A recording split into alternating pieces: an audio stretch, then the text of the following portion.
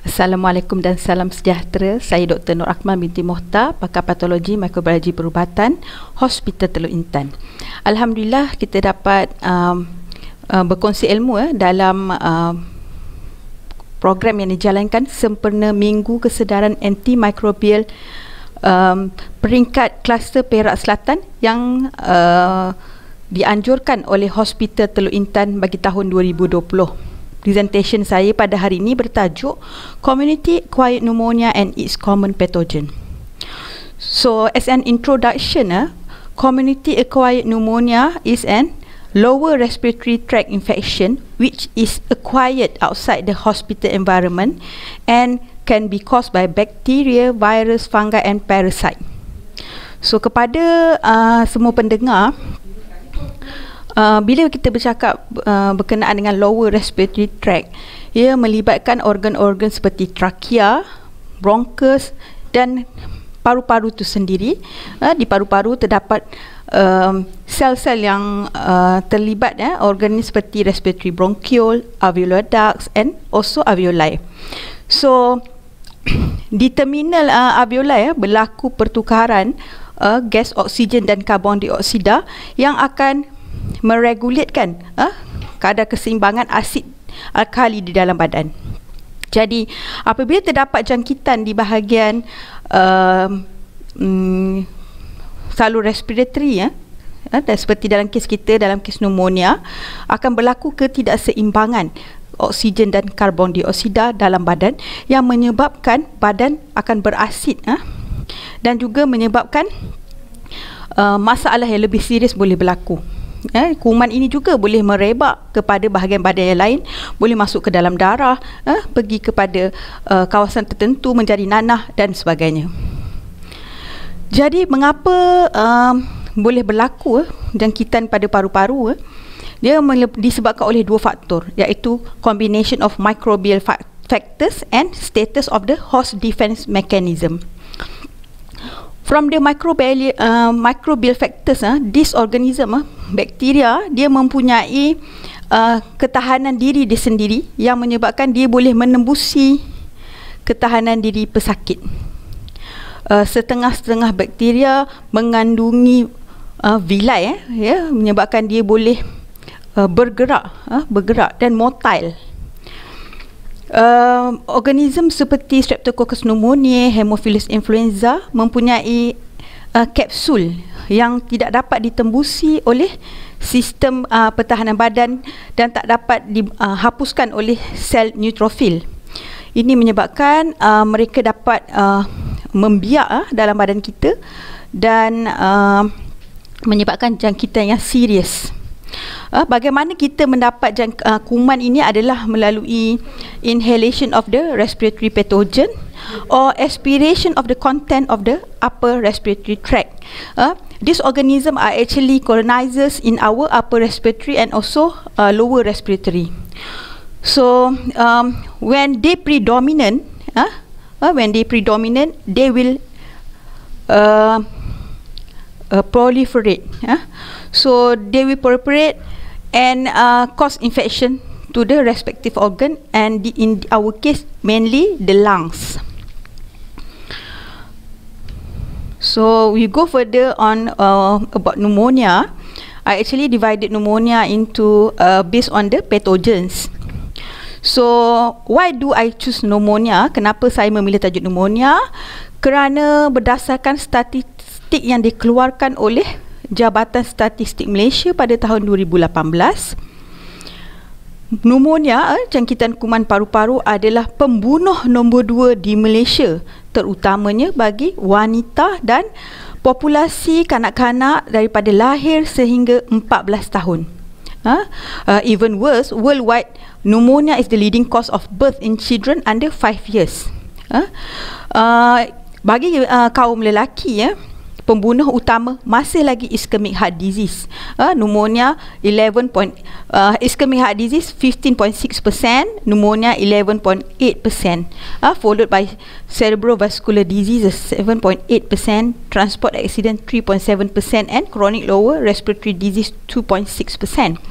Jadi hampir setiap hari kita akan kami di hospital, even saya di makmal akan melihat sampel-sampel pesakit yang didiagnos sebagai pneumonia. Penting untuk kita memahami tentang pneumonia, terutamanya bagi orang awam untuk mengenal tanda-tanda awal untuk mereka datang ke hospital dan tanda-tanda bagi doktor memulakan rawatan kepada pesakit. So acute pneumonia is an infection of the lungs, seperti yang dah mention tadi. It is due to infection which cause inflammation of the alveoli and the interstitial tissues of the lungs. So what is the symptoms? Mainly the symptoms include cough. 80 ke 90% individu akan ada batuk. Kalau kita tengok dari segi microbiology, bila dibuat korelasi dengan keputusan sputum yang mendiagnos bakteria pneumonia, hampir 53% mereka yang positif culture mempunyai batuk yang berkahak, productive cough, while another 30% mainly the viruses infection tidak mempunyai batuk yang berkahak. Okay. Simptom lain adalah seperti shortness of breath, susah untuk bernafas, dan demam. Okey, hampir 65 to 90% daripada pesakit mempunyai demam. Dalam kes bacteria infection, demam itu akan menjadi demam yang sudden onset, tiba-tiba demam. While in viral infection and atypical infection, demam itu akan datang dengan simptom-simptom yang lain seperti letih, sakit otot, sakit kepala, dan setelah seketika, mungkin dalam tempoh 2 ke 3 hari, baru mereka datang dengan simptom respiratory. Itulah bagaimana untuk kita membezakan di antara jangkitan yang disebabkan oleh bakteria, virus dan juga atypical pneumonia. Okey, kita akan tengok lebih lanjut selepas ini. Okey, bagi doctors, we will auscultate patient, and in pneumonia usually we will expect to have lungs crepitation by basal crepitations or lobar signs. However, need to remember that early in the illness, the definite signs of infection on auscultation may be missing in up to 60% of patients. Okay, and even in mild pneumonia, there may not be any chest X-ray changes. So we have to bear in mind and have high level of kena bertindak daripada sejarah dan pemeriksaan lain. Okay, so and some of patients may have non-respiratory symptoms such as fatigue, sweating, headache, nausea, and also myalgia. So what is the risk factor? Mengapa kuman yang sepatutnya menjadi organisma yang tidak membahaya, atau kita panggil sebagai colonizers, normal flora colonizers, menyebabkan jangkitan kepada manusia? So ini adalah disebabkan faktor-faktor tertentu yang mendedahkan manusia, individu, kepada kuman itu sendiri. Contohnya yang lebih berisiko adalah kanak-kanak yang baru lahir, yang punya imun sistem yang rendah, individu yang berumur 50 ke 60 tahun, pesakit-pesakit yang mempunyai level of consciousness, ada alteration in level of consciousness following stroke, seizure, ataupun yang mengambil alcohol, drugs, and also patients with normal ataupun berlaku ketika tidur. Okay. Okey, faktor-faktor lain seperti yang kita boleh lihat dalam gambar ini, seorang ayah merokok memegang bayi, bayi adalah kumpulan berisiko tinggi. Jadi bila ayah merokok, baby menjadi passive smoker. Okey. So smoking akan menyebabkan alteration in the mucosa layer, dan menyebabkan immune system dan sistem pertahanan badan lemah. Jadi ini menyebabkan mereka terdedah untuk mendapat pneumonia, dan sekiranya mereka mendapat pneumonia, mungkin jangkitan tu adalah lebih lama berbanding orang individu yang tidak merokok. Okey, faktor-faktor lain seperti comorbidity, memang sudah mempunyai penyakit, COPD, diabetes, HIV infection, malignancy ataupun kanser, dan pesakit yang on chemoterapi. Seperti yang diketahui, diabetes, retroviral disease dan kanser akan merendahkan tahap imun badan kita, kebolehan badan untuk melawan penyakit. Jadi memang akan mendedahkan kepada jangkitan, terutamanya jangkitan bakteria. So dalam kumpulan kanak-kanak yang mempunyai cystic fibrosis yang jarang ditemui di Malaysia, mainly di overseas, dan juga congenital immunodeficiency, pediatric ages with congenital immunodeficiency such as common variable immune deficiency. So patient-patient ini akan mempunyai masalah dengan penghasilan immunoglobulin and even neutrophil. They may have non-functional neutrophil. So this neutrophil tak boleh nak membunuh, melawan encapsulated organism mainly. So mereka terdedah pada pneumococcal and also Haemophilus influenza infection. For IVD use, intravenous drug abuser, penagih yang menggunakan dada secara intravena akan terdedah pada jangkitan Staphylococcus aureus yang menyebabkan Staphylococcus pneumonia. So kenapa Staphylococcus pneumonia ini penting ialah kerana organism ini prone, lebih berisiko untuk menjadi lung abscess ataupun empyema, pengumpulan nanah di dalam paru-paru. Okay. So what are the common pathogen in community acquired pneumonia? Okay, as I mentioned before, we have this viruses group, bacteria group. In this presentation, we are not going to discuss on fungal pneumonia or parasite causing pneumonia. We will look into bacteria, new viruses, and atypical pneumonia. So for bacterial pneumonia, the most common organism are Streptococcus pneumoniae itself. So it consists about 30% from the total world population. Followed by Haemophilus influenza 10%, Moraxella catarrhalis, and Staphylococcus aureus. For the gram-negative organism, the organisms are mainly Klebsiella pneumoniae and also Pseudomonas aeruginosa. So as I mentioned, about 60% of patients with bacterial pneumonia will produce purulent sputum. For bacterial pneumonia, we will look into the organisms, the epidemiology and the common symptoms, and how to diagnose bacterial pneumonia. We will touch also on pneumococcal pneumonia and pulmonary melioidosis. So for bacterial pneumonia, the most common organisms are Streptococcus pneumonia, which consists about 30 to 60%. Followed by Haemophilus influenza, about 10%, Moraxella catarrhalis, and Staphylococcus aureus. While for gram-negative organism, the two most common organisms are Klebsiella pneumonia and Pseudomonas aeruginosa. Jadi bagaimana kita nak mengenal kemungkinan mendapat jangkitan paru-paru daripada komuniti, seperti kuman Streptococcus pneumonia dan juga Staphylococcus aureus.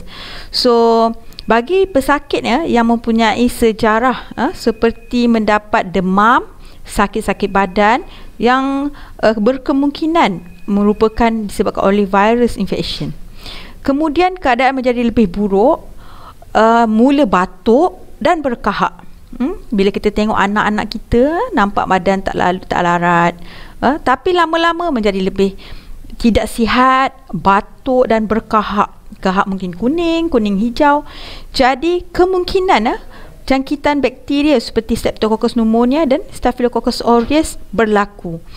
Dalam keadaan ini perlu bawa anak ataupun ibu bapa segera ke hospital untuk mendapatkan rawatan antibiotik. Seperti yang saya sebutkan dalam risiko-risiko untuk mendapat jangkitan pneumonia, antara risiko lain adalah seperti pesakit yang tidak mempunyai limpa ataupun asplenia. Contohnya pesakit thalassemia. Apabila keadaan thalassemia semakin membimbangkan, doktor akan menjalankan pembedahan untuk membuang limpa, membuang spleen, splenectomy. Jadi dalam kumpulan-kumpulan berisiko ini boleh mendapat jangkitan Streptococcus, Haemophilus influenza. Jadi kumpulan-kumpulan ini perlu mengambil vaksin sebelum operasi dan mengambil antibiotik yang berterusan dalam tempoh yang telah ditetapkan. Risiko lain adalah seperti kanak-kanak atau dewasa yang mempunyai masalah dengan neutrofil, sejenis sel darah putih yang bertindak untuk memakan kuman ini sebagai salah satu sistem pertahanan badan. Mereka digelar mempunyai neutrophil deficiency. Jadi ini antara tambahan risiko lain untuk mendapat bakteri pneumonia selain daripada risiko-risiko yang telah diterangkan tadi. So apakah penyiasatan lanjut yang akan dijalankan oleh doktor apabila anda disuspek dikhawatiri menghidapi jangkitan kuman paru-paru disebabkan oleh bakteria? Jadi doktor akan meminta untuk penghantaran sampel kahak, penghantaran sputum culture. Yang kita galakkan sputum tu, kahak itu diambil pada waktu pagi di dalam bekas sterile container yang dibekalkan. Mengapa kita nak kahak pada waktu pagi? Kerana pada waktu pagi apabila kita bangun daripada tidur, kita akan batuk yang menyebabkan kahak tu datang daripada bahagian bawah sistem respiratory, lower respiratory sample, yang lebih tepat untuk mendapatkan diagnosis pneumonia. Doktor juga akan menghantarkan sampel blood culture. Blood culture iaitu sampel darah diambil dan dihantar ke dalam botol-botol tertentu untuk membiarkan kuman sekiranya ada di dalam darah. Kerana bakteri pneumonia boleh jadi positif dalam 20% daripada kes. Sampel-sampel lain seperti pleural fluid, jika ada pleural effusion, ada air di dalam selaput paru-paru, doktor akan mengambil pleural fluids, hantar untuk culture. Dalam kes-kes di mana kematian disebabkan oleh pneumonia, disyaki, pembedahan postmortem akan dijalankan, dan tisu sampel akan diambil untuk culture dan juga histopathological examination. So antara cara lain untuk mendapatkan diagnosis seperti streptococcal antigen yang diambil untuk mendiagnos pneumococcal pneumonia daripada sampel air kencing, tetapi ia tidak rutin dijalankan di makmal dan selalunya bergantung kepada pihak hospital sama ada offer ujian tersebut atau tidak. Selain daripada microbiological test, radiological cara diagnosis adalah selalunya menggunakan chest x-ray. Daripada chest x-ray terdapat haziness yang menunjukkan kemungkinan lobar pneumonia ataupun bronchopneumonia. Okey. Untuk merawat berdasarkan daripada antibiotik National Antibiotic Guidelines, dalam kes-kes hanya jangkitan yang ringan ataupun kita panggil mild pneumonia, mencukupi pesakit kanak-kanak, terutamanya kanak-kanak, diberikan oral amoxicillin selama 5 ke 7 hari. Namun begitu, sekiranya pesakit datang dengan keadaan yang lebih buruk, berlaku ketidakseimbangan oksigen dan karbon dioksida di dalam badan, menyebabkan mereka perlu dibantu dengan oksigen tambahan. Jadi mereka perlu dimasukkan ke hospital kerana pesakit-pesakit ini perlu diberikan rawatan secara intravenous. Antibiotik tu diberikan melalui salur darah vena kita kepada pesakit. So the most recommended the preferred antibiotics from the National Antibiotic Guidelines are intravenous amoxicillin clavulanic acid ataupun lebih kita kenali sebagai augmentin selama 5 hingga 7 hari. Selalunya rawatan ini akan juga bersama antibiotik oral atau IV azithromycin yang akan membantu kawalan sekiranya berlaku jangkitan atypical pneumonia, mainly the mycoplasma pneumonia. Sekiranya pesakit alah kepada penicillin group antibiotics, alternatif adalah oral doxycycline selama 7 hari. Pesakit-pesakit dengan risiko yang lebih tinggi seperti pesakit COPD, chronic obstructive pulmonary disease, mereka mungkin terdedah lebih kerap dengan antibiotik amoxicillin kerana mereka kerap mendapat jangkitan kuman di paru-paru. Jadi pilihannya yang dicadangkan adalah oral or IV amoxicillin clavulanic acid untuk 5 ke 7 hari, ataupun IV pilihan alternatif adalah IV ceftriaxone, lebih dikenali sebagai Rocephin, dos sehari sekali selama 5 hingga 7 hari juga.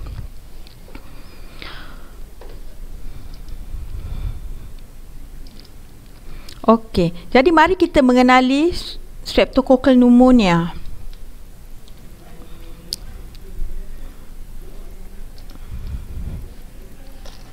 Streptococcal pneumonia adalah pneumonia disebabkan oleh Streptococcus pneumoniae, iaitu sejenis gram-positive diplococci organism. Yang kita dimaklumkan, it consists of about 30% of pneumonia. How frequent it is? Streptococcus pneumonia is actually a colonizer of the upper respiratory tract. Dia tidak sepatutnya menjadi kuman kepada semua individu.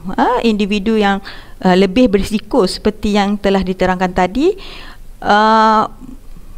berkemungkinan untuk mendapat jangkitan. Ini adalah kerana organism ini mempunyai kapsul yang boleh menyebabkan dia tidak dapat dihapuskan oleh sistem pertahanan badan kita. It is an encapsulated organism with ability to resist opsonization, phagocytosis and intracellular killing by phagocytic cells. Jadi, apa yang berbahaya tentang Streptococcus pneumoniae adalah kerana ia boleh merebak daripada paru-paru masuk ke dalam salur darah kita. Dia panggil secondary bacteremia. So secondary bacteremia may occur up to 25 to 30% of patients. Jadi bila dia masuk ke dalam darah, dia boleh pergi kepada organ lain, seperti ke selaput jantung, ke selaput paru-paru, jadi menyebabkan komplikasi penyakit seperti emphysema, perikarditis dan kegagalan pernafasan. Dan ia juga mempunyai case fatality rate, kadar kematian yang tinggi, terutama di kalangan mereka yang berumur lebih 65 tahun. The rate is around 5 to 7%.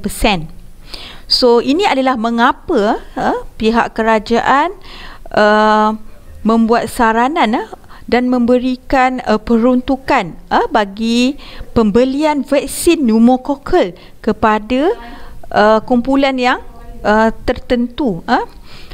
Di tempat di negara lain, studi telah menunjukkan pengurangan kes sehingga 60% dan pengurangan kes kematian di kalangan kanak-kanak yang berumur bawah 2 tahun apabila mereka diberikan pneumokokal vaksin.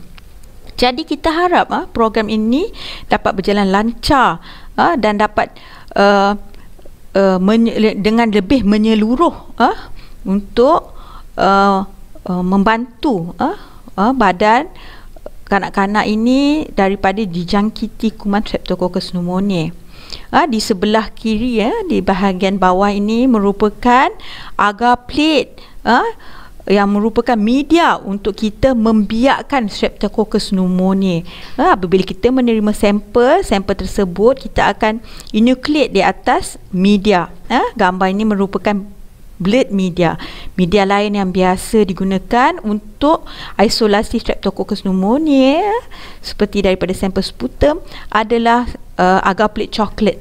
Jadi agar ini kita akan incubatekan di dalam condition CO2 condition, dalam keadaan 5% karbon dioksida untuk menggalakkan pertumbuhan Streptococcus pneumoniae. Jadi daripada situ kita akan menjalankan ujian identifikasi dan juga antibiotic susceptibility pattern. Organism ini alpha hemolytic colonies. Kita akan dapat mengenal alpha hemolytic colonies ini. Selalunya sebab dia kerap juga berlaku, kita memang akan kenal dan akan maklum kepada pihak ward sekiranya kita dapat culture Streptococcus pneumoniae. Selain daripada sampel kahak, sampel lain yang kerap jua dapat isolasi Streptococcus pneumoniae adalah daripada sampel swab telinga, kerana Streptococcus pneumoniae ini merupakan organism ataupun patogen yang menyebabkan otitis media, jangkitan pada telinga tengah, dan yang kerap juga berlaku ialah pneumococcal meningitis daripada sampel cerebrospinal fluid. Kita dapat isolasi bila culture cerebrospinal fluid CSF yang diterima daripada pesakit. Jadi amat penting sekiranya bayi atau anak datang dengan sawan meningitis, kemungkinan jangkitan selaput otak yang boleh menjadi pneumococcal pneumonia. Kalau kita tak membenarkan pengambilan CSF ini daripada air tulang belakang, kita tak dapat mengisolasi organisma yang sepatutnya dan akan menghalang pemberian antibiotik yang sepatutnya. Saya mengambil kesempatan ini untuk menyaran kepada semua, kita cuba untuk memberikan rawatan yang terbaik kepada anak. Okey. Ini adalah graf daripada National Antibiotic Guidelines oleh pihak Kementerian Kesihatan Malaysia pada tahun 2019. Graf ini menunjukkan kadar kerintangan antibiotik bagi Streptococcus pneumonia daripada sampel, keseluruhan sampel daripada tahun 2013 hingga 2018. Apa yang boleh dilihat ialah kebanyakan antibiotik Streptococcus pneumonia ini 98% masih susceptible to penicillin group antibiotics. Tetapi yang merisaukan ialah kadar kerintangan itu semakin meningkat. Berbanding 2016, kadar kerintangan hampir kosong, meningkat kepada 0.6 dan 2.2 pada 2018. Ini agak membimbangkan kerana apabila pesakit datang, first line antibiotik selalunya akan melibatkan penicillin group, diikuti oleh antibiotik seperti ceftriaxone. Dan kebanyakan hospital yang kecil seperti hospital-hospital daerah yang mungkin tiada pakar, mereka mungkin tidak mempunyai banyak pilihan antibiotik. Jadi perkara ini dipantau oleh pihak kementerian dan pihak hospital akan membuat pelaporan sekiranya berlaku kerintangan bagi Streptococcus pneumoniae. Okey. Seperti yang saya maklum tadi bila kita menyentuh berkaitan dengan pneumococcal pneumonia, akan melibatkan pesakit post-splenectomy yang memerlukan profilaksis oral penicillin sekurang-kurangnya 1 hingga 3 tahun. Mereka juga perlu diberikan vaksin pre-splenectomy. And then selain daripada Kementerian Kesihatan Malaysia, di negara US, CDC recommend pneumococcal conjugate vaccine for all children younger than 2 years old, the one with the high risk group, and pneumococcal polysaccharide vaccine for all adults 65 years or older. Okey, mungkin ini adalah perkara yang boleh ditambah baik pada masa depan oleh pihak Kementerian Kesihatan Malaysia.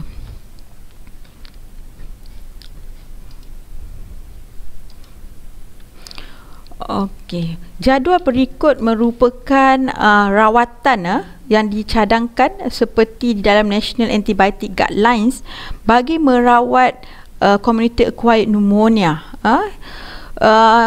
The preferred antibiotics are still amoxicillin for outpatient. If patient have come for more than once and symptoms are not improving, maybe boleh upgrade kepada amoxicillin clavulanic acid, oral amoxicillin clavulanic acid, ataupun dalam patient-patient yang mempunyai alergi kepada penicillin, boleh diberikan doxycycline. Bagi pesakit yang dimasukkan ke hospital, the preferred antibiotic adalah amoxicillin clavulanic for 5 to 7 days plus azithromycin, and the alternative will be IV ceftriaxone plus azithromycin.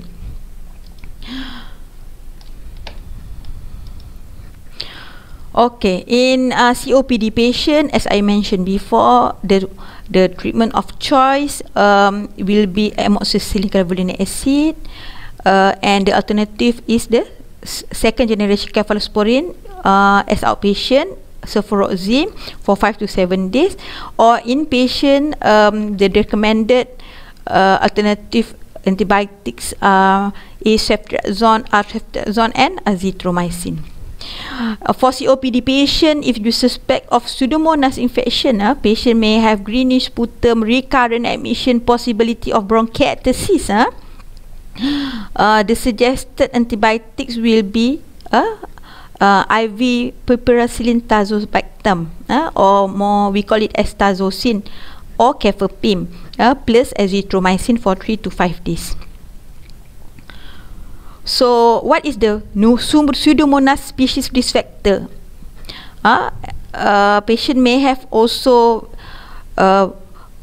exacerbation which require mechanical ventilation. Intubated patient have high risk for Pseudomonas infection, recent admission, and also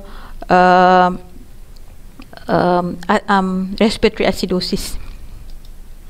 Okay, we go into viral pneumonia. Viral pneumonia commonly occur in children rather than in immunocompetent adults. So the most common organism will be influenza virus, followed by respiratory syncytial virus in pediatric group, parainfluenza virus, and certain patient may have varicella zoster infection. Pesakit boleh datang dengan demam campak, campak yang kemudian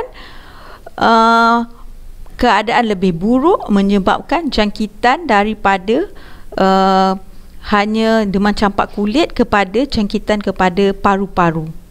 Okey.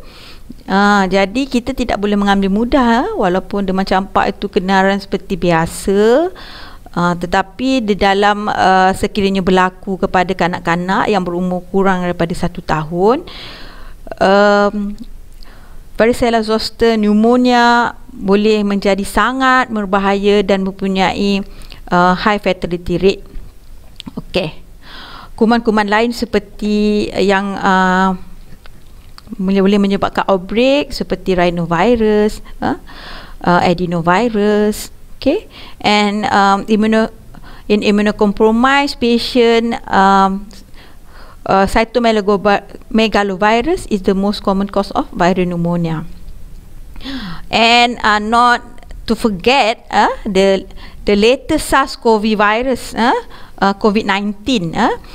Saya pasti dengan keadaan situasi negara berdepan dengan wabak COVID-19, semua telah mendapat informasi yang cukup berkaitan dengan COVID-19. Jadi penting terutamanya pada keadaan musim hujan sekarang yang selalu berlaku pada akhir tahun, untuk kita mengenal sama ada COVID-19 berlaku bersama-sama dengan virus yang lain. Baru-baru ini mendengar berita possibility of twin virus, influenza and also COVID-19. Okay. So viral pneumonia consists about 30% of pneumonia. About 30% daripada seluruh pneumonia disebabkan oleh virus. Pesakit boleh datang dengan batuk. Batuk ni lebih kepada batuk yang dry cough, kering, tidak banyak kahak. Mungkin ada banyak air liur, tapi selalunya tidak banyak kahak. Mereka akan datang dengan demam. Bayi-bayi akan datang dengan keadaan pernafasan yang laju, berbunyi macam asma, wheezing, stridor. Okey. Jadi disebabkan oleh itu, sekiranya doktor melihat anak-anak anda di klinik dan bayi didapati tidak masuk ke dalam ward, selalunya doktor akan mencadangkan untuk rawatan selebih kepada untuk memberi minuman kepada anak anda, kerana most common cause untuk bayi batuk ataupun adalah batuk yang macam nafas sedikit laju, demam, kurang selera makan, adalah disebabkan oleh virus yang tidak memerlukan antibiotik. Ini bagi menjelaskan kadang-kadang ibu bapa bertanya kenapa berjumpa doktor tapi tidak mendapat antibiotik. Kemungkinan bayi mengalami viral pneumonia. Okey. Apakah tanda-tanda lain kita boleh kesan dalam keadaan rhinovirus, parainfluenza dan adenovirus? Pesakit juga boleh datang dengan keadaan sakit mata, associated with red eyes, mata menjadi merah. So tanda-tanda itu kemungkinan ialah virus yang seperti yang disebutkan. Okey, bagaimana pendiagnosan viral pneumonia?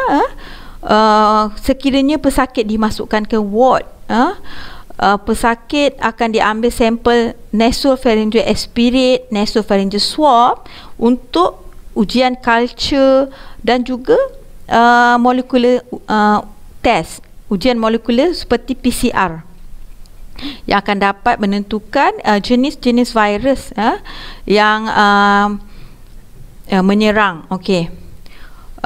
Berbanding dengan chest x-ray bagi bakteria pneumonia, yang lebih kepada lubang pneumonia and bronchopneumonia, dalam chest x-ray viral pneumonia mungkin ada diffuse alveolar changes. Okey.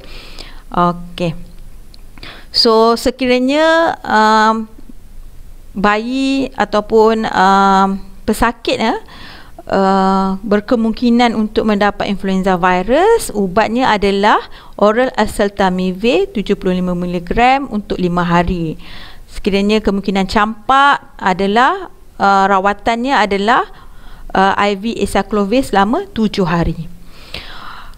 Sekiranya bayi anda dimasukkan ke ward, walaupun kemungkinan adalah jangkitan viral pneumonia, antibiotik akan diberikan di ward kerana selepas daripada jangkitan virus, kemungkinan boleh berlaku superimpose infection dengan bacteria infection.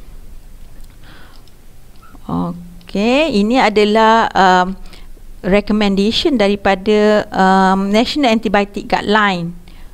Boleh kita tengok di sini ya, seperti yang diterangkan tadi.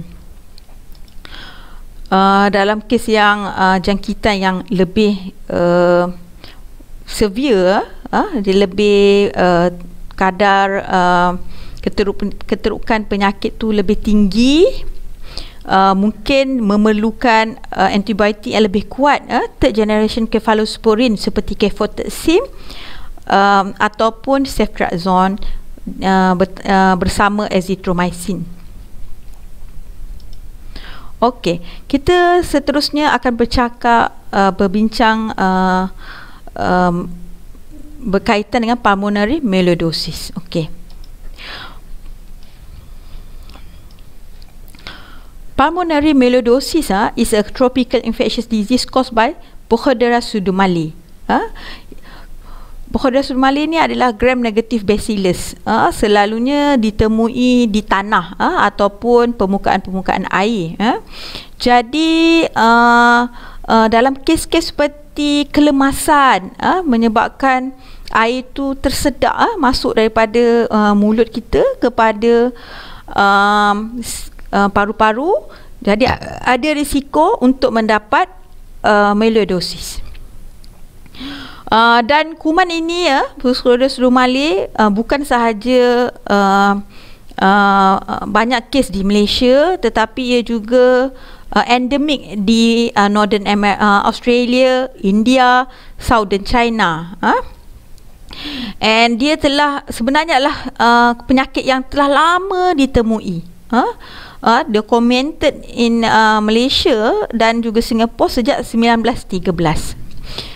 Even doktor di Hospital Teluk Intan, Dr. Tang bersama kumpulan doktor-doktor medical telah menjalankan studi di Hospital Teluk Intan dan menunjukkan bahawa insiden rate di Hospital Teluk Intan adalah 6.6 per 100,000 population per year. Kalau kita boleh tengok daripada graf ini terdapat peningkatan yang ketara daripada tahun 2016 kepada tahun 2017 dan ke 2018. Okey. Jadi daripada segi pihak makmal kita pun memang menerima sampel respiratory seperti sputum dan sampel blood, dan kita dapat mengisolasi Pochodera pseudomallei agak banyak di Hospital Teluk Intan bagi penduduk Teluk Intan. So bagaimanakah Pochodera pseudomallei ni boleh merebak? Dia boleh merebak melalui cara inhalasi daripada tanah yang contaminated soil. Kita bernafas bila angin tolak, dia boleh masuk ke dalam sistem pernafasan kita. Ataupun melalui luka di kulit. Daripada luka di kulit, dia boleh pergi kepada organ-organ badan yang lain bila dia masuk ke dalam darah. Okey. The peak age umur yang selalunya adalah pada umur 40 hingga 60 tahun. Dan faktor yang paling utama adalah diabetes mellitus. Dalam 60 ke 70% pesakit mempunyai diabetes mellitus. Apabila sumbernya daripada air ataupun tanah, jadi dia adalah occupational related disease such as workers in the agricultural sector. Bila di Teluk Intan ramai pekerja terdiri daripada pekerja-pekerja di sektor perladangan. Jadi berisiko tinggi untuk mendapat melioidosis ini. Faktor-faktor lain seperti penggunaan alkohol, chronic renal disease, chronic lung disease yang memang mempunyai sistem imun badan yang lemah, kanser dan pasien pesakit yang menggunakan ubat-ubat yang imunosupresif. Namun begitu, dalam 20 ke 36% pesakit tidak mempunyai faktor risiko. Terdapat juga pesakit yang tidak mempunyai faktor risiko tetapi dijangkiti oleh Pochodera pseudomallei.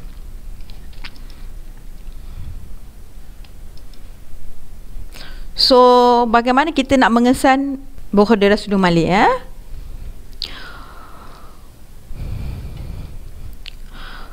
Okey.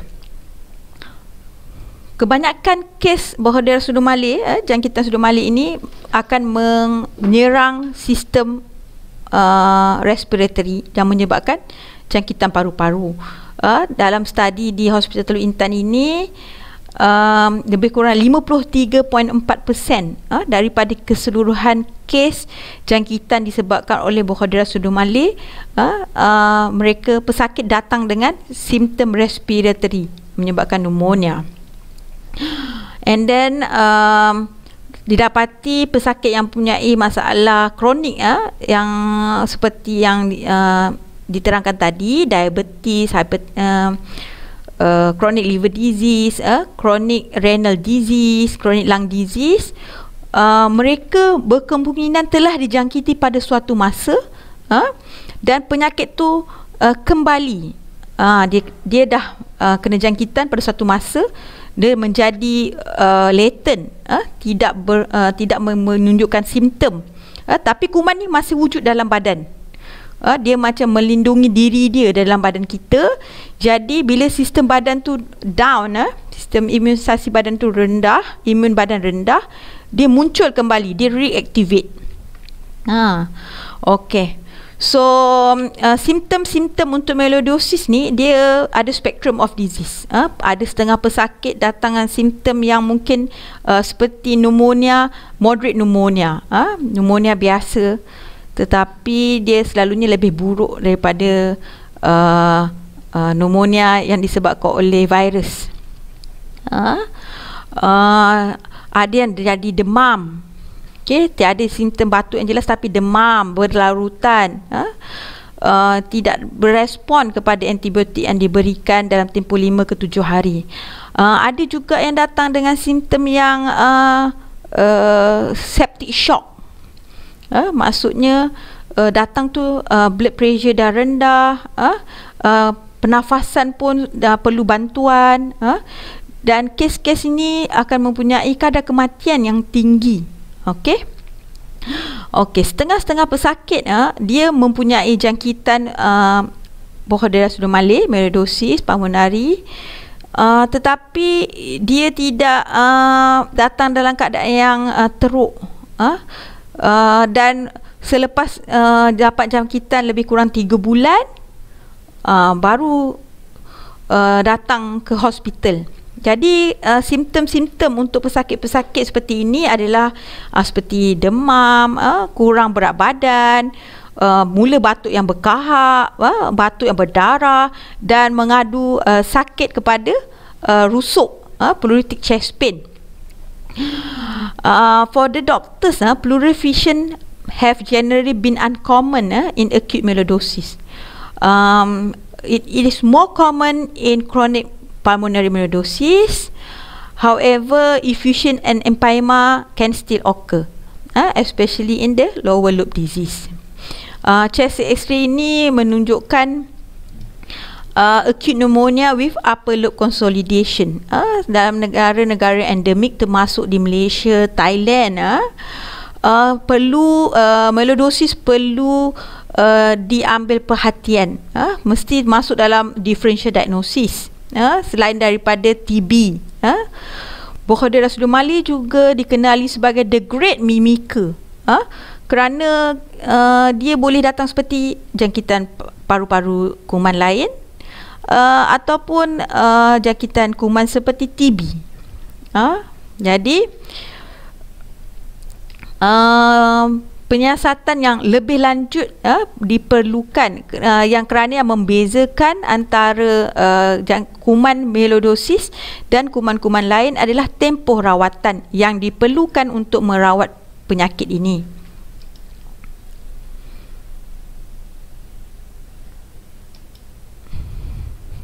So bagaimanakah untuk mendiagnose? Bila masuk ke dalam ward, pesakit akan diambil darah untuk blood culture, sampel-sampel seperti sputum culture, trachea aspirate sekiranya patient tu intubated, bronchoalveolar lavage, pleural fluid, pulse aspirate, pulse swab, ataupun lung tissue for culture and HPE diambil. Kerana untuk mendiagnose melioidosis ada dua cara, iaitu sama ada melalui culture ataupun serological test, iaitu Bordetella pseudomallei antibody. Tetapi yang menjadi cara pendiagnosan yang utama adalah bila berlaku positif culture. So ini adalah apa yang kita lihat di bawah mikroskop di makmal. Bila sampel-sampel ini kita lakukan gram stain, kita akan mendapat bipolar appearance gram negative bacilli. Kalau you boleh semua boleh tengok seperti pin, seperti napkin pin. Dia ada bipolar. Okey, gram negatif bacilli bermaksud seperti rod. Okey, jadi apabila kita melihat ini dalam gram stain, kita dah mempunyai, kami di makmal mempunyai idea kemungkinan berlaku melioidosis, dan kita akan maklumkan kepada pihak ward. So study juga menunjukkan bahawa pulmonary involvement, bila paru-paru terlibat, dan kuman ini telah merebak ke dalam darah, dia mempunyai mortality rate yang tinggi kepada pesakit. Jadi kita ni sedang berlawan dengan masa, dengan memberikan untuk memberikan diagnosis yang betul dan untuk memberikan perawatan yang betul kepada sakit untuk menyelamatkan pesakit.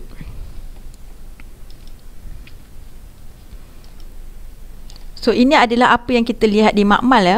Ini adalah koloni di atas blade agar. Kita menggunakan Columbia sheep blade agar, dan kita akan melihat small smooth cream coloured metallic sheen colonies. Memang pathognomonic untuk Bordetella pseudomallei. Inkubasi selalunya 24 ke 48 jam. Sekiranya lebih dari 48 jam, kita koloni tu akan kelihatan macam wrinkle, berkedut-kedut. Okey. Agar lain seperti agar McConkey. Di atas agar McConkey ni, organisme koloni yang akan didapati adalah lactose. Lactose fermenter koloni, yang juga metallic sheen, pinkish metallic sheen. Sometimes have rugose appearance after 48 hours. Ada juga koloni yang kita dapat non-fermenting. Dia oxidase positive organism. Media lain selain daripada blade agar dan McConkey adalah Francis media. Francis media ini telah develop di Hospital Raja Permaisuri Bainon, oleh Mr. Alec Francis. Jadi ini agar ini dapat membantu kita mendiagnose melioidosis dengan segera, dengan cepat, dalam tempoh 24 ke 48 jam. Koloninya adalah pinpoint colonies, dan kita akan nampak yellow haze around the first and second streaking area after 24 hours incubation.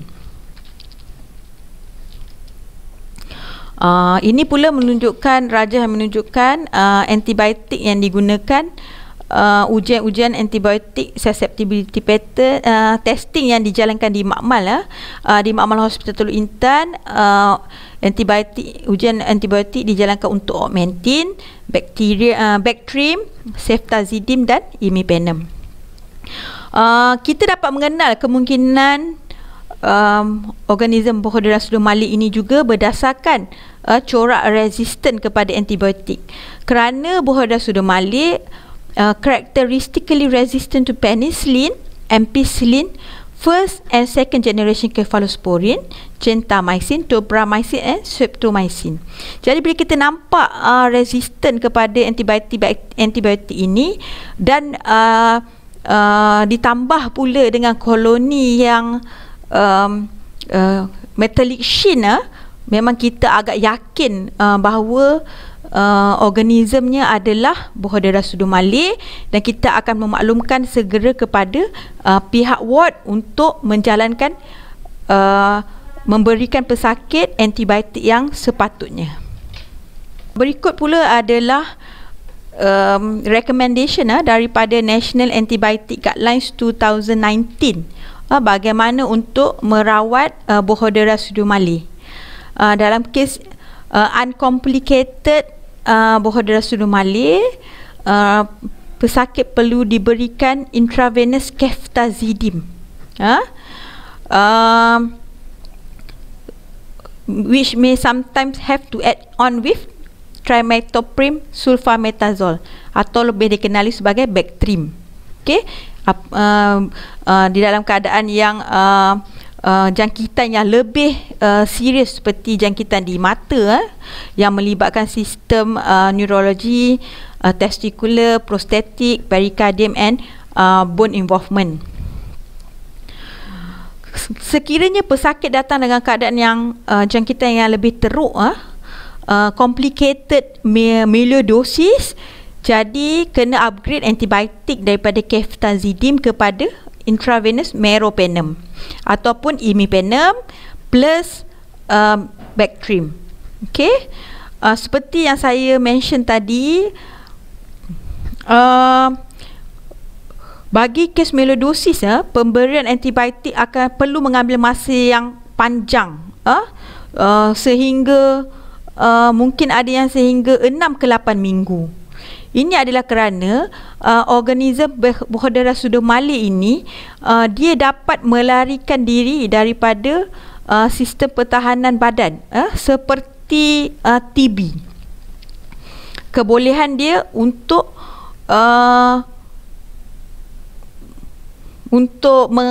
mengelak daripada fagositosis tu.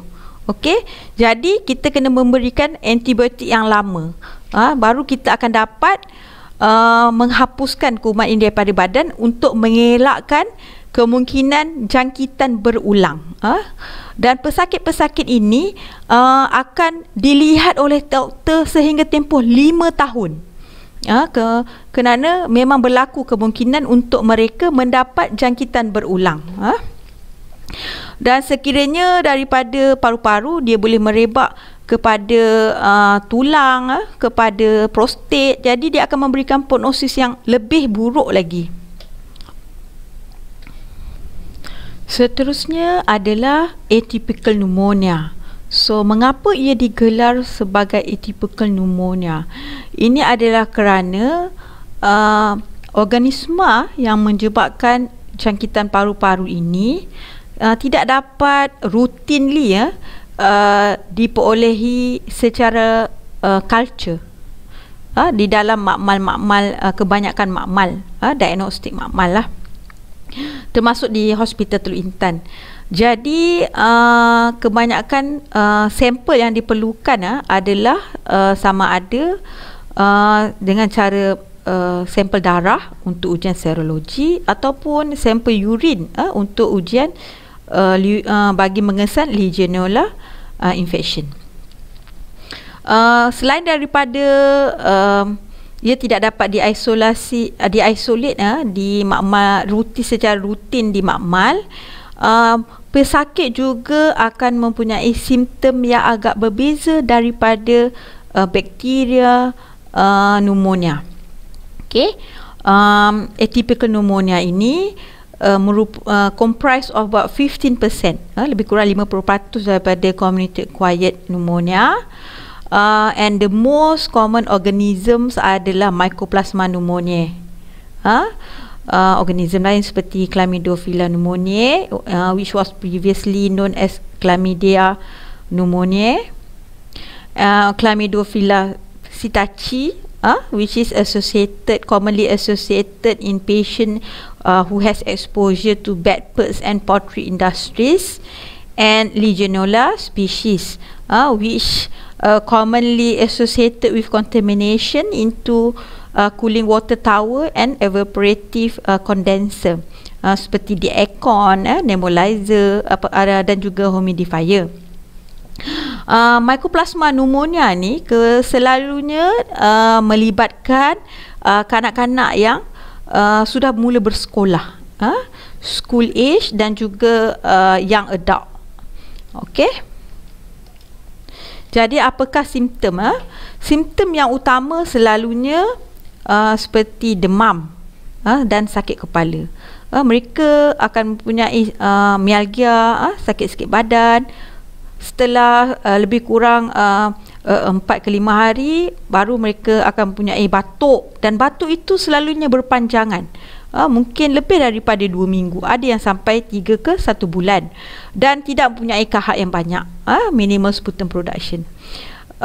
Untuk Mycoplasma pneumonia, pesakit juga boleh mempunyai simptom-simptom yang tidak melibatkan paru-paru, extrapulmonary symptom, seperti ear pain, sakit telinga, rash, ada ruam pada badan, cranial nerve palsy, aseptic meningitis, dan juga masalah darah, autoimmune hemolytic anemia.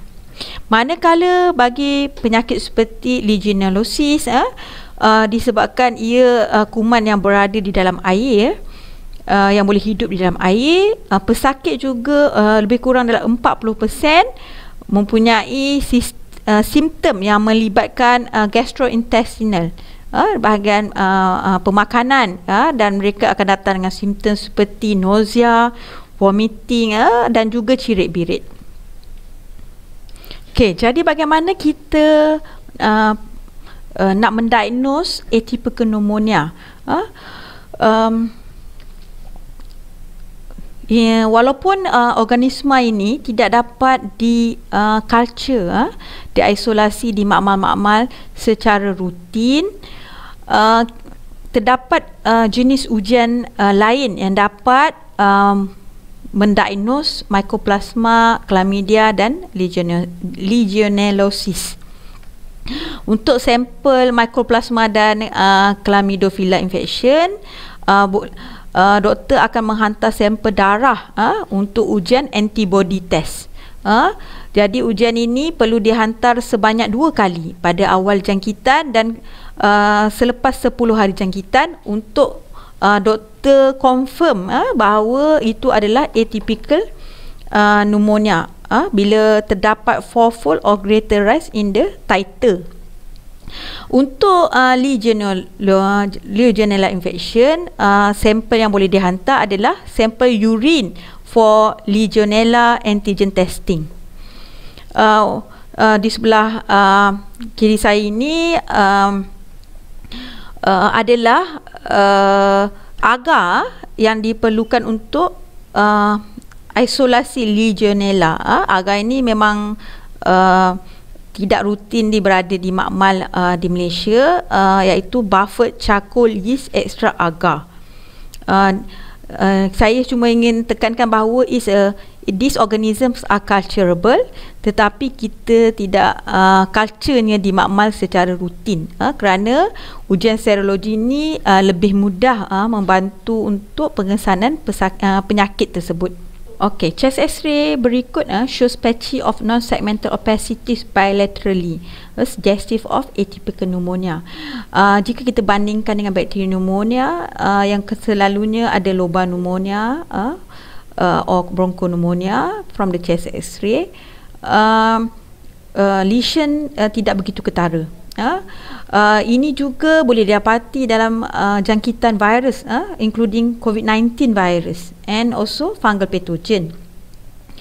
For the treatment of atypical pneumonia, the choice of treatment are mainly macrolide antibiotics, such as IV azithromycin and oral azithromycin, especially used in case of Mycoplasma or Chlamydophila pneumonia infection.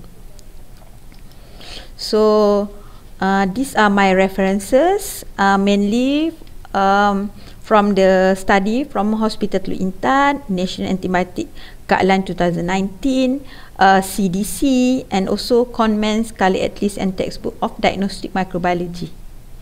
Sekian, terima kasih. Saya mengucapkan terima kasih kepada semua yang sudi mendengar presentation ini, dan semoga kita semua akan dapat manfaat daripada presentation ini. Assalamualaikum warahmatullahi wabarakatuh.